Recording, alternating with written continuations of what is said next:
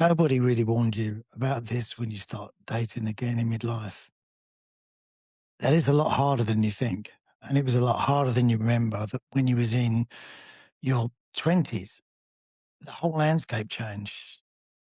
Everything is different. There's dating sites. The opportunities to actually go out and meet people aren't what they used to be because everything is different. It just feels different. Largely that's because of the time that's passed from when you're single in your 20s. Your responsibilities have changed.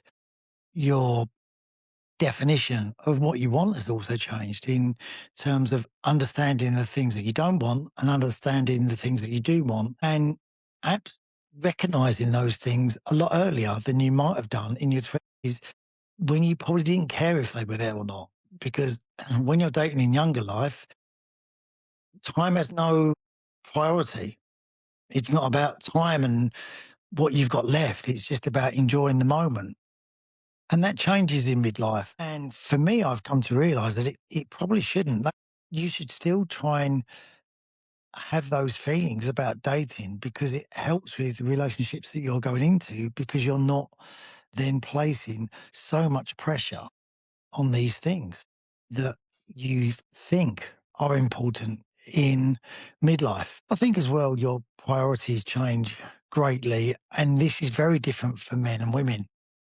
And it's very different from person to person, depending upon what circumstances they're coming from and coming to. I think that if you're male and you're coming out of a marriage where you've lacked any passion or any sex in the relationship, then that will be one of your key drives probably when you come out of a relationship. And that might be perceived to other women that all that guy's looking for is he just wants to jump in bed at his first opportunity.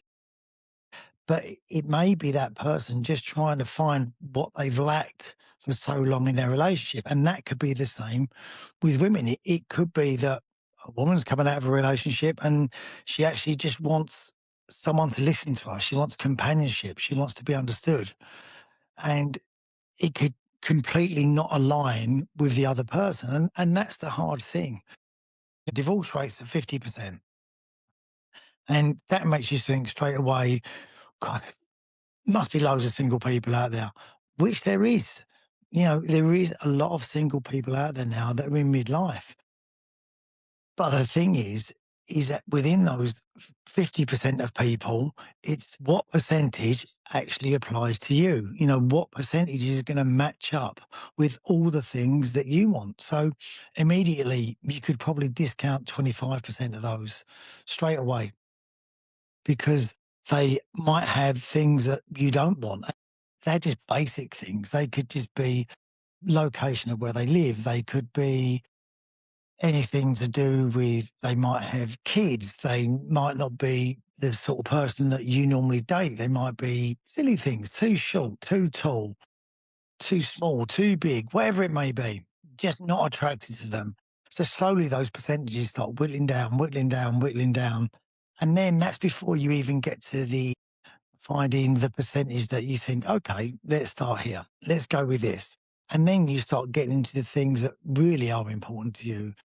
And that could be things from how they dress, how they speak, their social habits, their how they keep themselves, how they present themselves, their morals, and all those percentages start whittling down till you get to the stage of where you've gone from 50% to 1%.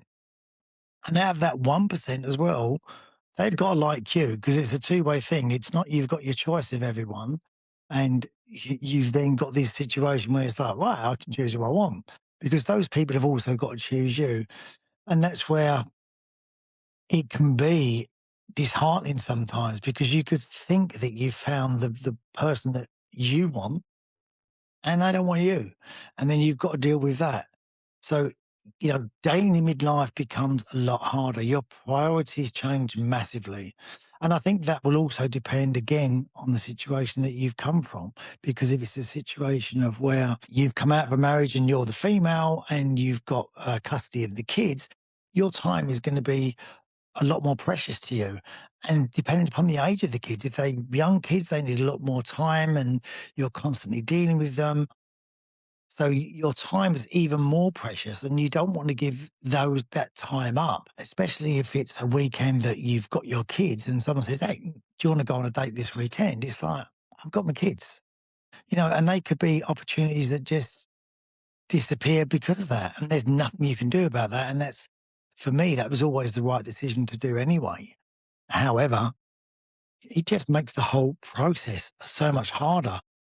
Are you willing to move? Are you willing to come out of your house? Are you willing to give up your independence? I think what surprised me most about midlife dating again was just how difficult it was to find someone that matched up with you. If you're the sort of person that's been single for a long time, the hardest part of dating again isn't meeting someone, it's protecting the peaceful life that you've already built. Because you don't want that going into chaos. You don't want drama in it, and you don't wanna go through all the other things that you've been through to before to get to that place. So it's a constant gamble and a balancing act of what do I give up without going too far so I can always get back to what I had previously again, which is a peaceful existence where I know what I'm doing, I know where I am, and I can rely on myself and the things that are around me and the support that I've got in place. Dating apps feel different the second time around. And that could be because you didn't use them the first time. For a midlife generation, some of you, if you're in your mid 30s, you might have just caught the end of when dating apps were just a normality, a normal way of meeting people. If you're in your 40s or 50s, you might have grown up in a time when they were a little bit shunned, and it was a bit on, "Are you on dating apps? She's on dating apps, he's on dating apps," because it was like you couldn't meet people. You know, it was like the last stop saloon for you to actually meet someone was like Desperado Village, you go on a dating app. Where now that's how most people meet.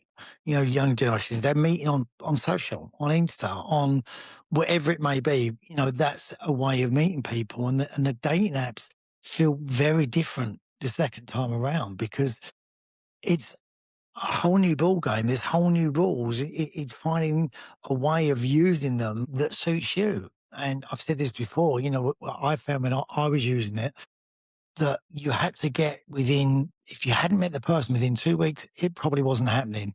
You wanted 2 or 3 messages and then speak to the person.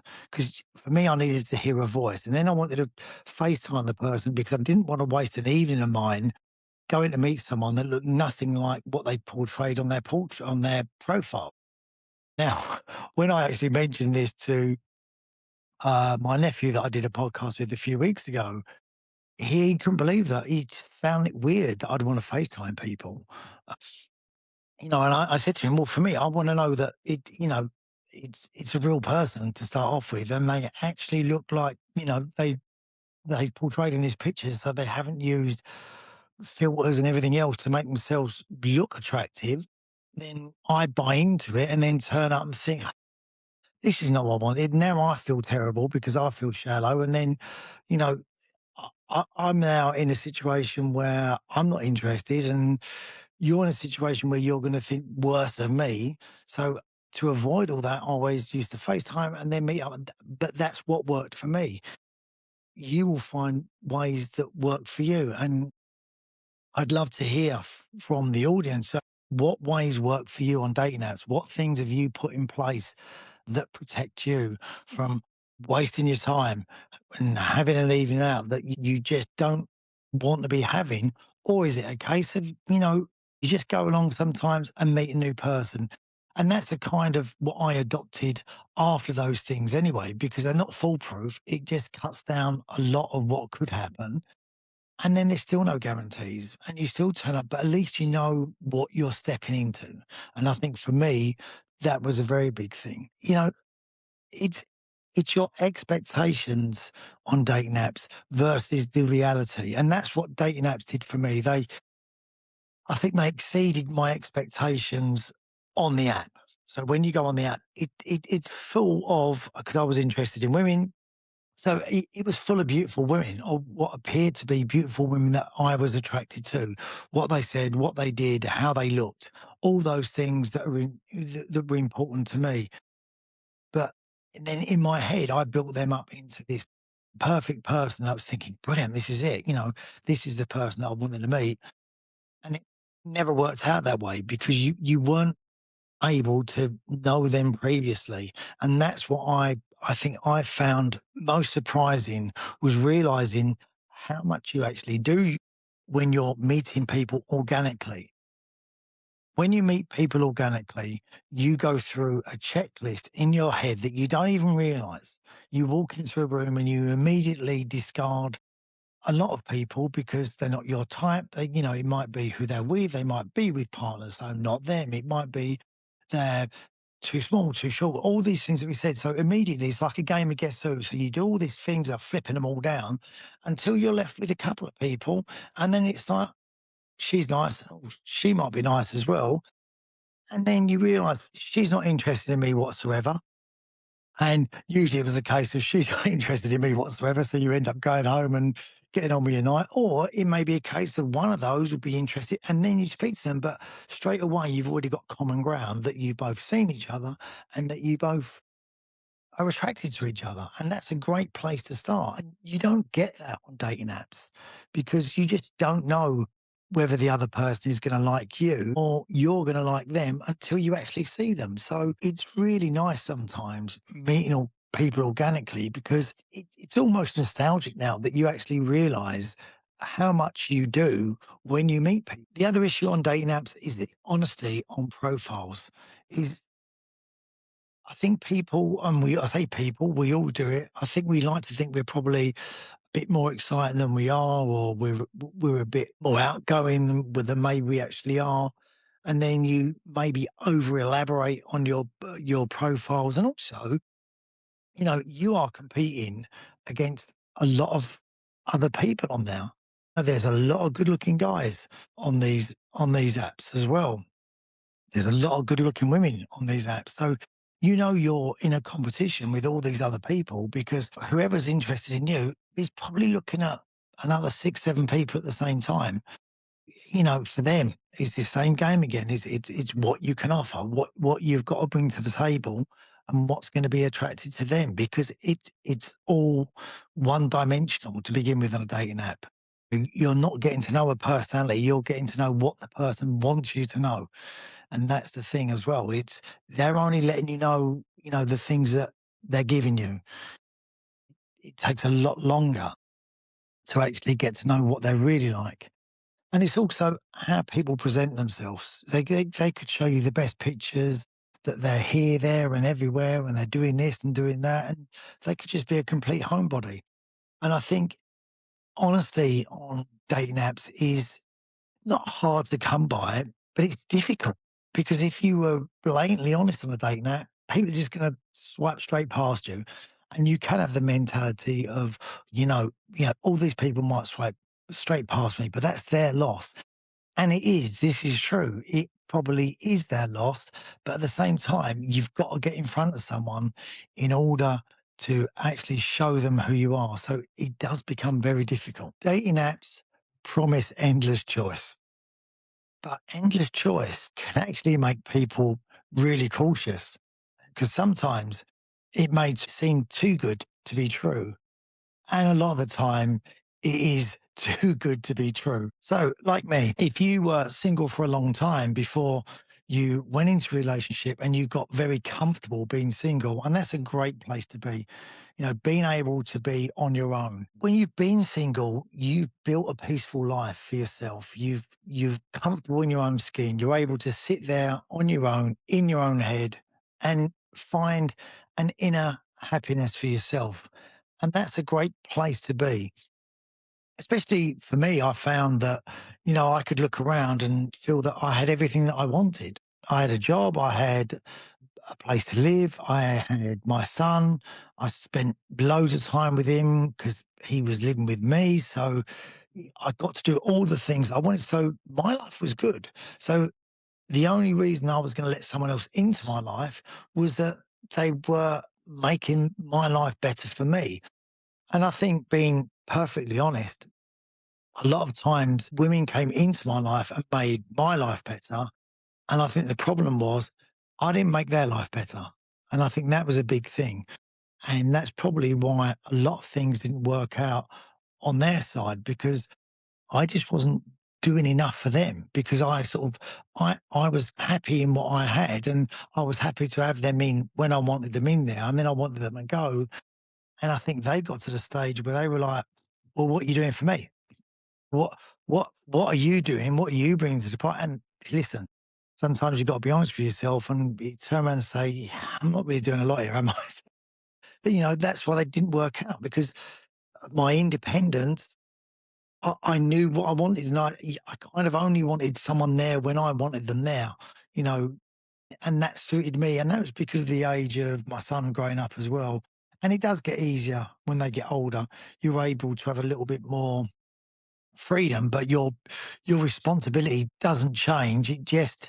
It moves. Your responsibility with your kids, I think, is, they need you in completely different ways, but they don't always need you there.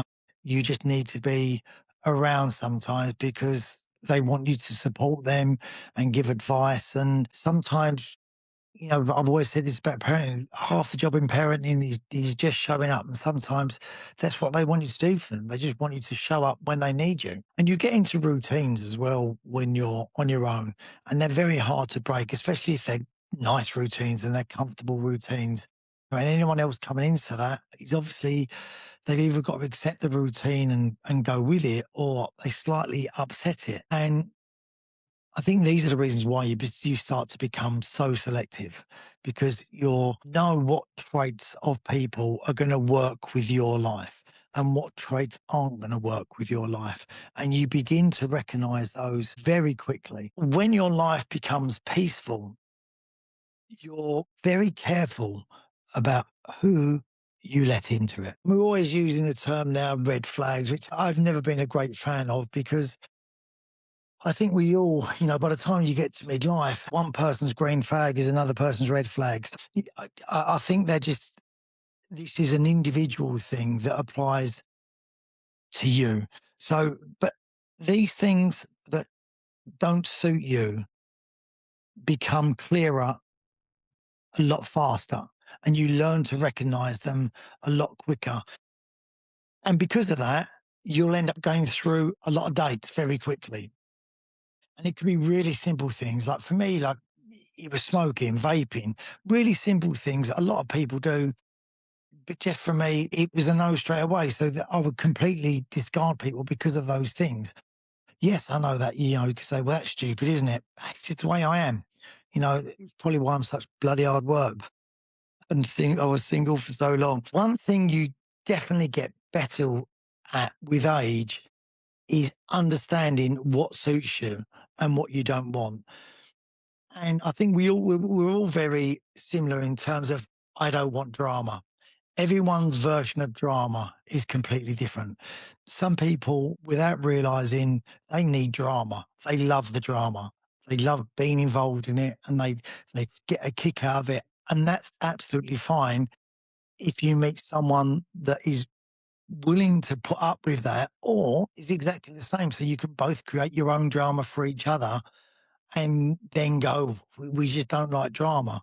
And everyone else is looking, thinking, you two love drama. You survive on drama. You wouldn't survive without drama. So it's recognizing what you want and understanding what you want, and not apologizing for it. Be fussy. Why not be fussy? Everyone says, "Oh, you're too fussy sometimes. That's why you're single." No, I'm single because I'm fussy. And there's a difference. I choose to be fussy because if someone's coming into my peace, it's gonna be worth it, and they're gonna need to do the things that bring happiness to me. Otherwise, what's the point? I'm already happy. So if you're happy on your own, you don't want to be unhappy again. And you learn to spot behavior patterns very quickly. I did on dating apps. I could tell when things started to go wrong. When habits changed quickly, when you weren't getting messaged so often and there wasn't a reason for that. It's very easy to see patterns once you start establishing what they are, and that's practice. You know, the more dates you have, the more relationships you have, you get very good at a sixth sense of realizing something's not right here. I don't quite know what it is, but you know it's coming. So there's lots of times when I just had a feeling that something's not right. And it could be something really simple where you call them and they don't answer when they always answer.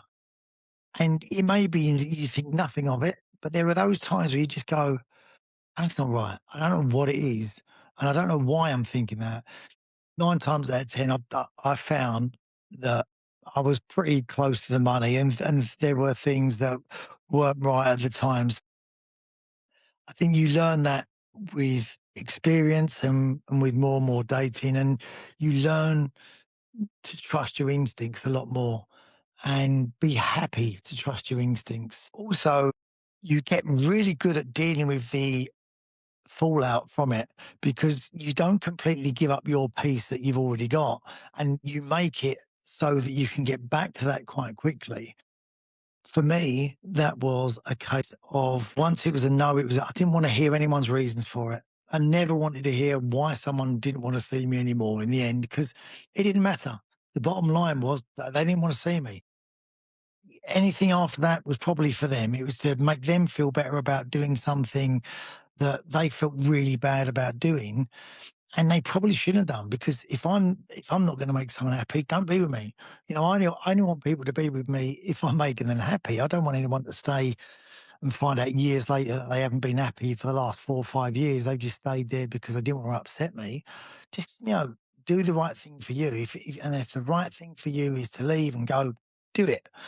Don't worry about me. I'll be fine. I was fine before you got here. I'll be fine when you leave. It's just, let's just get on to that bit and stop standing on the edge of the cliff and let's just get on with it. So experience doesn't make dating easier.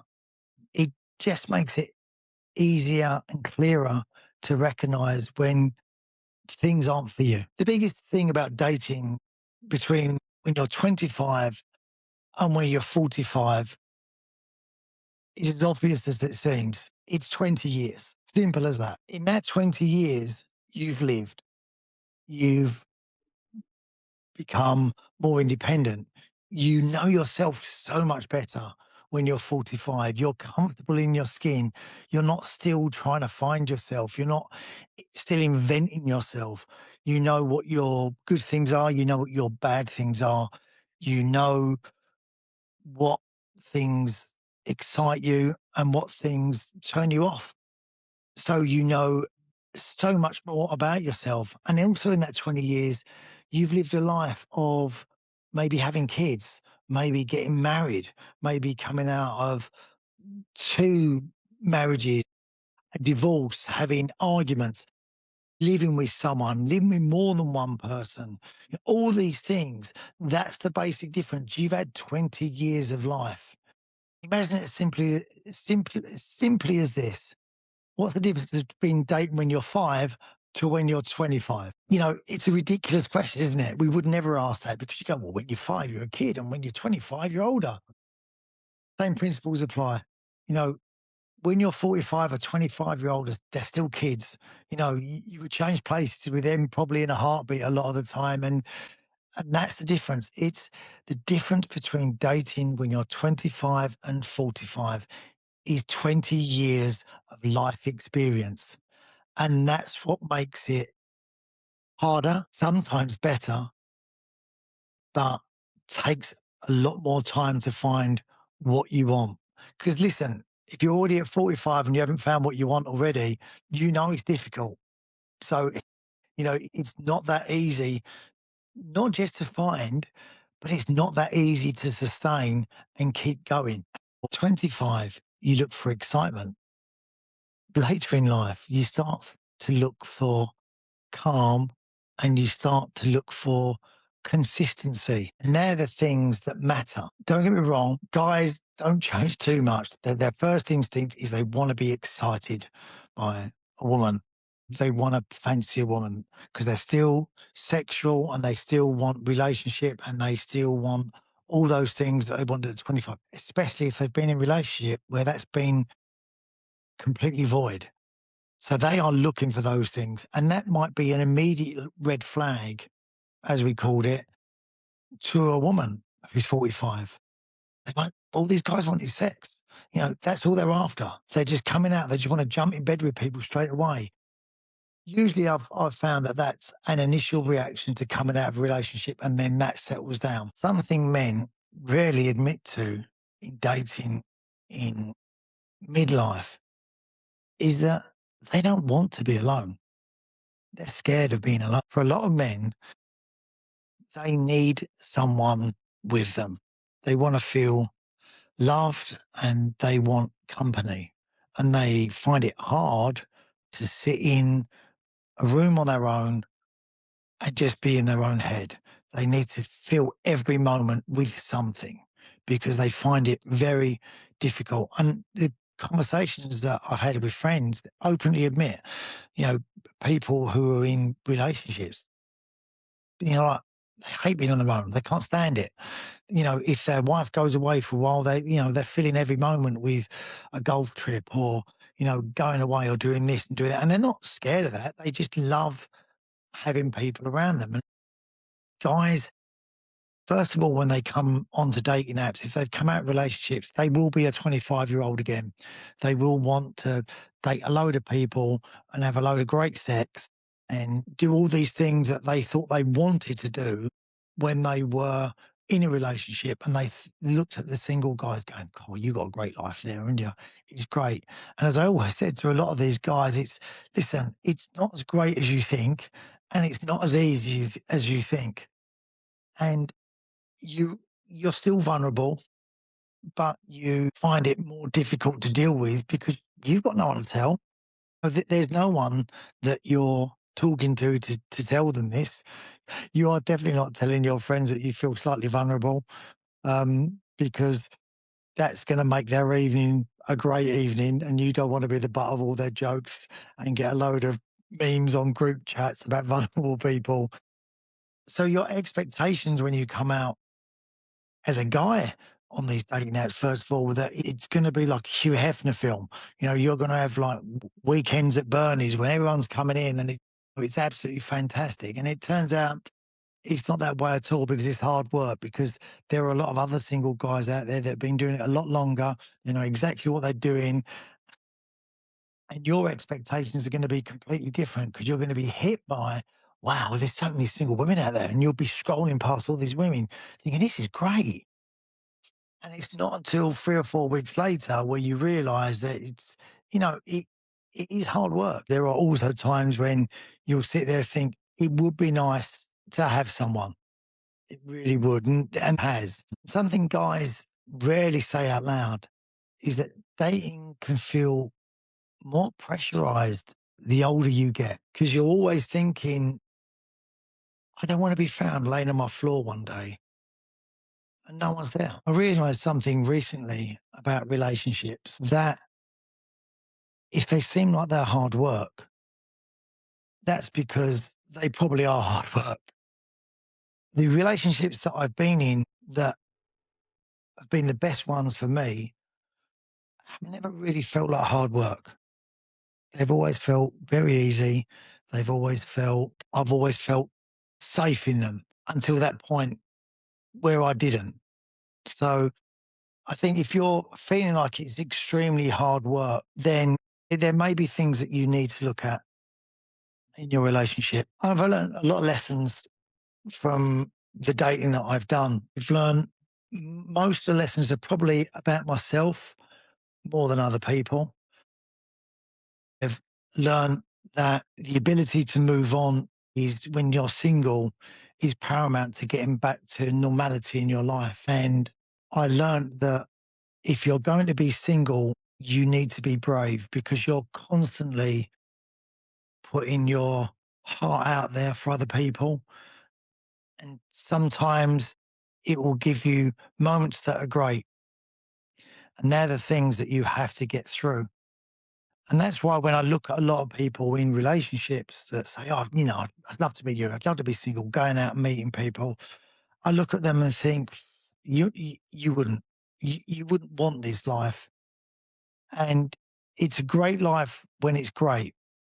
And if you are the sort of character that can be independent, and I think that's with the other women that I've met where I've had these conversations where they're very similar to me. They won't wait for other people to do it. They're not looking for other people to make you happy. And a lot of that is about emotional growth, I think, for yourself, is knowing yourself well enough from the mistakes that you've made and the things that you've been in. And it's a common ground with people when there are certain moments that I remember in some relationships. And one of those was being in the shower and just banging my head against the wall in the shower, just thinking, I can't do another day of this. I cannot do another day of this. And when you're in those moments where you're that unhappy with someone, you've you're so upset with everything. You're upset mostly because you don't want to hurt the person you're with to get out of what you're in, because hurting someone else when you know you're the person, you're the cause of it, is the worst thing. You don't want to be that person, that guy, that girl that breaks someone else's heart. But at the same time, if you don't do that, it's going to kill you. And, you're not giving the best of yourself. You're not living up to the other person's expectations of what they want.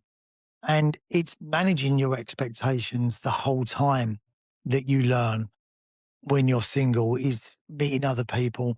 And then that does, like every job, the more you do it, you know, the easier it becomes, the easier you get to deal with when things go wrong. And I often find that with this, it's that, being experienced with things is about knowing what to do when things go wrong. When things are going well, everyone can do it. Any job that you look at, any anything that you're going to do around the house where you're going to get a YouTube video that's going to show you how to do it, you're going to have no problem with if it goes exactly the same as a video. It very rarely does. And then when it's all going completely bloody up the wall, it's knowing how to get out of that mess. And that's what a lot of dating brings, is that, you learn to spot when things are going wrong, and better, you learn how to deal with it quickly. The older you get, the more you realize that the right relationship should feel calm, and it should not feel chaotic, and it shouldn't be too much hard work. And I'm at an age now where I've done a lot of dating. It's, I've dated through apps. I've done reality TV and met someone.